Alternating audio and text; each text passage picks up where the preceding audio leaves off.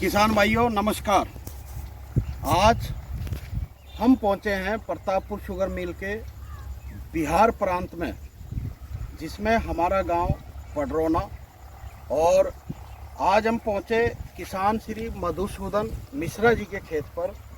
इन्होंने एक अच्छी सोच के साथ अपना गन्ना बुआई किया, और गन्ना बुआई उस सोच के साथ किया कि हम इस समय मानसून प्लांटिंग कर इस गन्ने को बीज के लिए अप्रैल में प्रयोग करेंगे और अपने आसपास के किसान भाइयों को भी एक अच्छी एज का गन्ना बीज उपलब्ध कराएंगे। ये गन्ना प्रजाति है कोलख 14201, और आप देख सकते हैं कि किस तरीके से दूरी का ध्यान रखते हुए किसान के द्वारा गन्ना बुआई किया गया।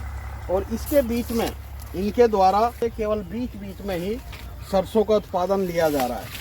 इनके द्वारा इतने बड़े खेत में ये गन्ना प्लांटिंग की गई कि ये अप्रैल माह में जब हम बसंतकालीन गन्ना बुआई करेंगे तो किसानों को इसी खेत से बीज वितरित करने की इनकी मुहिम है।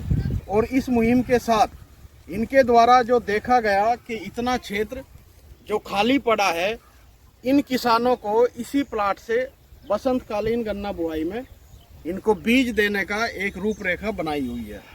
मैं अब पूछना चाहूँगा कि आपको ये आइडिया आया कैसे कि आप सितंबर में यानी कि 15 सितंबर में बुआई कर और अप्रैल में किसानों को बीज वितरित कर दें। सोच आपकी बहुत अच्छी है, और इस सोच के साथ ही मैं समझता हूँ कि आपके गांव में गन्ने का क्षेत्र बढ़ने की संभावना हो जाएगी, और किसानों को एक अच्छी सोच के साथ आपने गन्ना बीज का इस तरीके का संसाधन जुटाया है। तो मिश्रा जी, कैसे आपने देखा कि हमें इस समय बुआई करना चाहिए और किसान के पास हम ये बीज उपलब्ध कराएंगे तो आपको भी फायदा होगा और किसान को भी ये फायदा मिलेगा कि किसान भी ये कम एज का गन्ना होगा तो उसका जमाव भी अच्छा होगा। अरे चौबे जी आपके हैं बड़े हैं, इनके द्वारा ही हम आपको बताए जी, इन्हीं कहने पर लगाए हैं। जी जी जी। जैसा कि किसान भाइयों आप देख सकते हैं कि हमारे जो चीनी मिल के फील्ड स्टाफ हैं, अधिकारीगण हैं, सभी लोग बड़ी मेहनत के साथ, बड़े जज्बे के साथ इस चीनी मिल को चाहते हैं कि ये चीनी मिल भी गन्ना में ही हो जाए, और इस तरीके के संसाधन जुटाने में लगे रहते हैं कि किसान अपनी आसपास में ही बीज की उपलब्धता पा जाएगा। तो आगामी सत्रों में हमारे पास बुआई के लिए बहुत ही अच्छा एक आयाम इन्होंने तैयार किया। चौबे जी, जब आपने ये प्लाट लगवाया तो आपको क्या क्या कठिनाई आई और किसान को आपने कैसे समझाया? तो सर कठिनाई तो बहुत आई, कहें कि जमाव नहीं होता है, खर लग जाता है अधिकतर। हाँ। तो इसमें हमको परेशानी होती है, गुड़ाई करने में लेबर की समस्या, तमाम तरह की बातें आई। लेकिन इनको समझाते हुए हमने कहा कि या आप पहले लगाइए, इसका उत्पादन आपको अच्छा मिलेगा, और टंच विधि से लगाइए, जिससे आपकी जब दूरी रहेगी तो प्रकाश संश्लेषण की क्रिया जो है पौधों पर और ऑक्सीजन, ये दोनों पर्याप्त मात्रा में मिलेगा। धन्यवाद चौबे जी। अभी हमारे इसी क्रम में भी यहाँ पे उपस्थित हैं श्री कुशवाहा जी।